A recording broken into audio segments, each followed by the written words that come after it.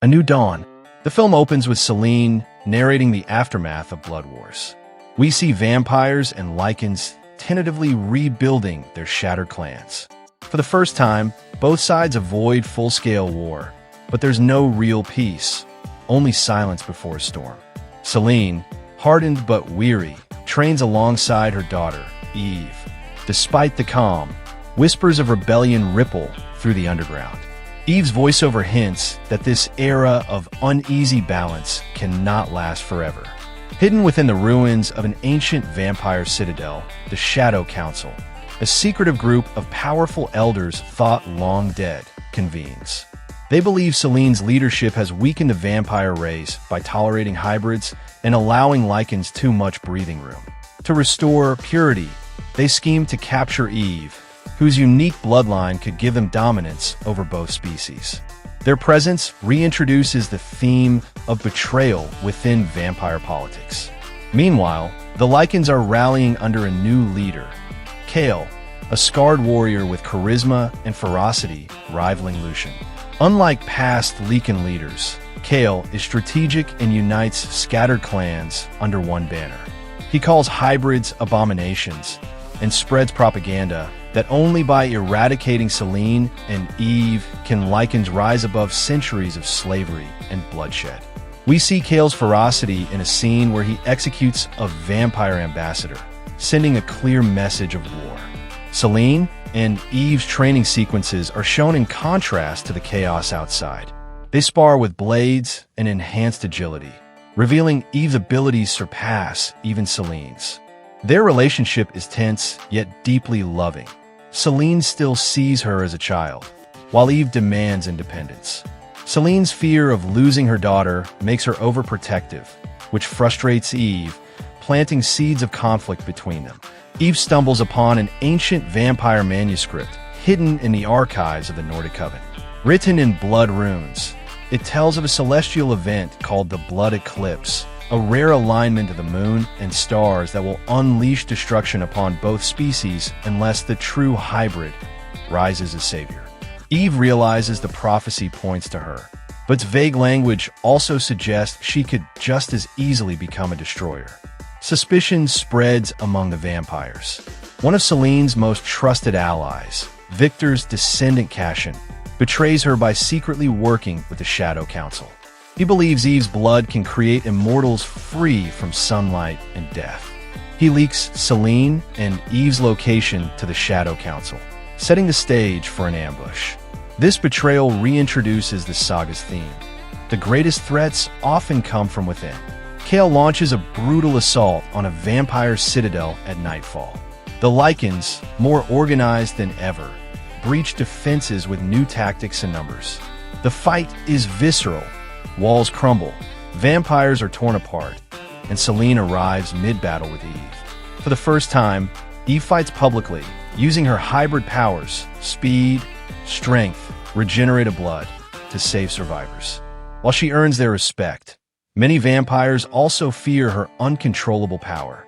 Assassins from the Shadow Council attempt to capture Eve. Selene fends them off in a bloody rooftop battle under moonlight, but narrowly escapes. She realizes the council will stop at nothing and that even vampire allies cannot be trusted. Eve begins to resent being hunted like prey, feeling like her existence has cursed both species. Eve struggles with her identity, reflecting on her hybrid blood. She feels alienated. Humans fear her, vampires distrust her, and lycans despise her. Eve wonders if she was born to destroy, not save. A quiet, emotional scene shows her confronting her reflection in a pool of blood, symbolizing her inner conflict. Selene tries to comfort her, but fails. Eve believes Selene sees her as a weapon, not as her daughter. Kale broadcasts a challenge to Selene, a duel of leaders for control of the future. Selene reluctantly accepts, knowing refusal would embolden Kale's army. During the fight, Kale reveals his cunning. He used the duel as a distraction to ambush Selene. Selene is gravely injured in the battle and barely escapes with Eve's help. The duel marks Selene's first true defeat, shaking her reputation as the death dealer. The Shadow Council awakens an ancient vampire elder older than Marcus himself, long sealed away due to his uncontrollable hunger. This elder, named Alaric, is more monstrous than regal, his form warped by centuries of blood starvation. The council promises him dominion if he devours Eve during the blood eclipse. His awakening adds a supernatural horror element, raising the stakes beyond Cale's war. Eve experiences a prophetic vision brought on by her hybrid blood. She sees the blood eclipse, crimson skies, burning cities, and the annihilation of both races. In her vision, she stands at the center, drenched in blood, unable to tell if she is savior or destroyer. The vision terrifies her, but strengthens her resolve to find a path different from prophecy. Selene, still recovering from Cale's near-fatal attack, has moments of vulnerability. She admits to Eve her greatest fear, losing her daughter to war or prophecy. In a touching exchange, Selene apologizes for treating Eve as a child, acknowledging she is ready to stand on her own. This emotional breakthrough deepens their bond and prepares both for the final war. Cale allies himself with the Shadow Council, betraying his own lycan kin in exchange for vampiric power. War erupts on all fronts. Vampire clans fracture, lycans split into Cale loyalists and rebels, and hybrids are hunted by both sides. Epic battle sequences ensue, dark castles under siege, forests lit with fire, and brutal close-quarters combat, showcasing the war's chaos. Eve secretly rallies a hidden faction of hybrids, offspring of forbidden unions scattered across the world. Outcast for decades, they now answer her call. Though few in number, they are powerful, representing the future of evolution. Their presence introduces a third force in the war, not vampire or lycan, but something entirely new. The celestial event begins. The moon turns crimson, bathing the battlefield in red light. Chaos erupts as the Shadow Council begins the ritual to sacrifice Eve.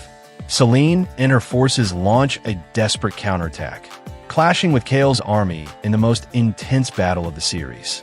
The atmosphere grows increasingly apocalyptic as the eclipse nears its zenith. The climax unfolds in parallel battles. Selene duels Cale in a savage confrontation, both pushing their physical limits. At the same time, Eve confronts the monstrous Elder Alaric. Their fights are intercut, symbolizing mother and daughter fighting separate but connected wars. Each duel is raw, bloody, and desperate, emphasizing the personal stakes beneath the larger war. Captured by the Shadow Council mid-battle, Eve realizes she must embrace the prophecy. Rather than let her blood be consumed, she channels her hybrid power into the ritual, destabilizing it. The energy backfires, destroying Alaric and shattering the Shadow Council in a fiery implosion. The sacrifice nearly kills her, but she chooses destiny over fear, proving herself as the bridge between species. Selene fatally wounds Cale in their final clash, but not before he impales her.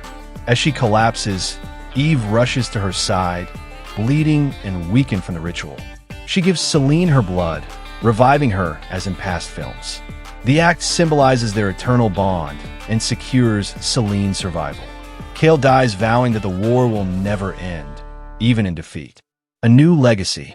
In the aftermath, vampires, lycans, and hybrids acknowledge the devastation of endless war.